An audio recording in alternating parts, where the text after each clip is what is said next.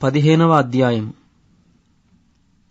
ఆ సమయమున యెరూషలేము నుండి శాస్త్రులను పరిసయ్యులను యేసునద్దకు వచ్చి, నీ శిష్యులు చేతులు కడుగుకొనకుండా భోజనము చేయుచున్నారే, వారెందు నిమిత్తము పెద్దల పారంపర్యాచారమును అతిక్రమించుచున్నారని అడిగిరి.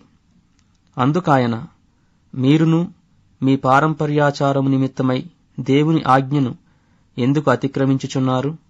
తల్లిదండ్రులను గనపరచుమనియు తండ్రినైనను తల్లినైనను దూషించువాడు తప్పక మరణము పొందవలెననియు దేవుడు సెలవిచ్చెను. మీరైతే ఒకడు తన తండ్రినైనను తల్లినైనను చూచి, నా వలన నీకేది ప్రయోజనమగునో అది దేవార్పితమని చెప్పిన ఎడల అతడు తన తండ్రినైనను తల్లినైనను గనపరచనక్కరలేదని చెప్పుచున్నారు. మీరు మీ పారంపర్యాచారం నిమిత్తమై దేవుని వాక్యమును నిరర్ధకము చేయుచున్నారు. వేషధారులారా, ఈ ప్రజలు తమ పెదవులతో నన్ను గనపరచెదరు గాని వారి హృదయము నాకు దూరముగా ఉన్నది.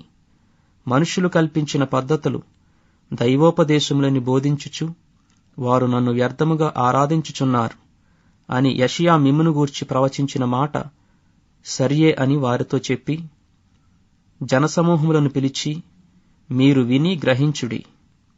నోటపడున్నది మనుష్యుని అపవిత్రపరచదు గాని నోట నుండి వచ్చినదియే మనుషుని అపవిత్రపరచునని వారితో చెప్పెను. అంతట ఆయన శిష్యులు వచ్చి, పరిసయ్యులు ఆ మాట విని అభ్యంతరపడిరని నీకు తెలియునా అని ఆయనను అడుగగా, ఆయన, పరలోకమందున్న నా తండ్రి నాటని ప్రతి మొక్కయు పెళ్లగింపబడును.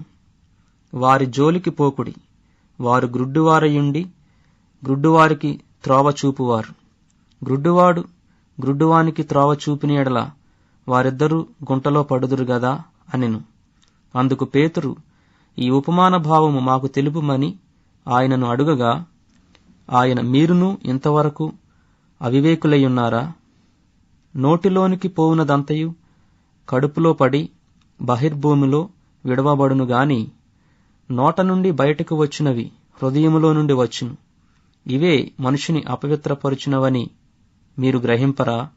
దురాలోచనలు, నరహత్యలు, వ్యభిచారములు, వేశ్యాగమనములు, దొంగతనములు, అబద్ధ సాక్ష్యములు, దేవదూషణలు హృదయములో నుండియే వచ్చును. ఇవే మనుషుని అపవిత్రపరచును గాని చేతులు కడుగుకొనక భోజనము చేయుట మనుషుని అపవిత్రపరచదని చెప్పెను.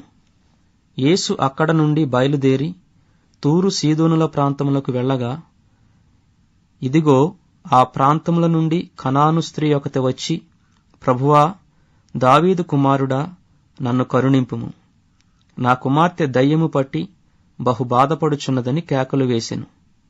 అందుకాయన ఆమెతో ఒక్క మాట అయినను చెప్పలేదు.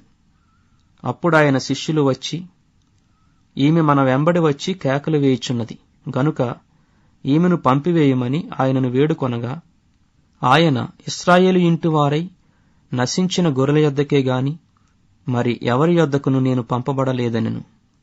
అయినను ఆమె వచ్చి ఆయనకు మ్రొక్కి, ప్రభువా, నాకు సహాయము చేయమని అడిగెను. అందుకాయన, పిల్లల రొట్టె తీసుకుని కుక్క పిల్లలకు వేయుట యుక్తము కాదని చెప్పగా, ఆమె, నిజమే ప్రభువా, కుక్క పిల్లలు కూడా తమ యజమానుల బల్ల మీద నుండి పడు ముక్కలు తినును గదా అని చెప్పెను. అందుకు యేసు, అమ్మా, నీ విశ్వాసము గొప్పది, నీవు కోరినట్టే నీకు అవునుగాక అని ఆమెతో చెప్పెను. ఆ గడియలోనే ఆమె కుమార్తె స్వస్థత నొందెను. యేసు అక్కడ నుండి వెళ్లి గలిలయ సముద్ర తీరమునకు వచ్చి కొండెక్కి అక్కడ కూర్చుండగా, బహు జనసమూహములు ఆయన యొద్దకు కుంటివారు, గ్రుడ్డివారు, మూగవారు, అంగహీనులు మొదలైన అనేకులను తీసుకుని వచ్చి ఆయన పాదముల యొద్ద పడవేసిరి. ఆయన వారిని స్వస్థపరిచెను.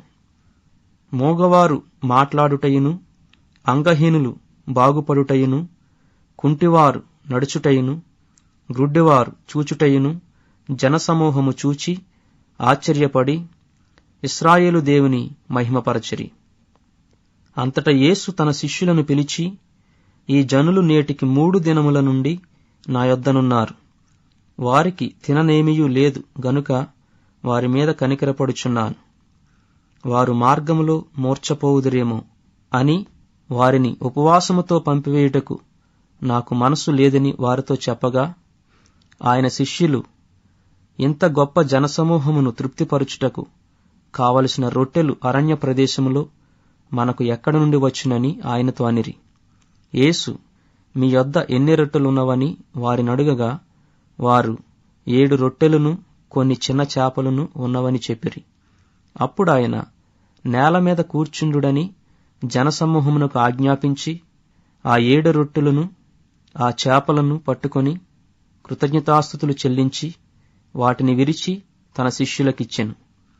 శిష్యులు జనసమూహమునకు వడ్డించిరి. వారందరూ తిని తృప్తి పొందిన మీదట మిగిలిన మొక్కలు 7 గంపల నిండా ఎత్తిరి. స్త్రీలను పిల్లలను గాక తినినవారు 4,000 మంది పురుషులు. తరువాత ఆయన జనసమూహములను పంపివేసి దోణి ఎక్కి మగదాను ప్రాంతములకు వచ్చెను.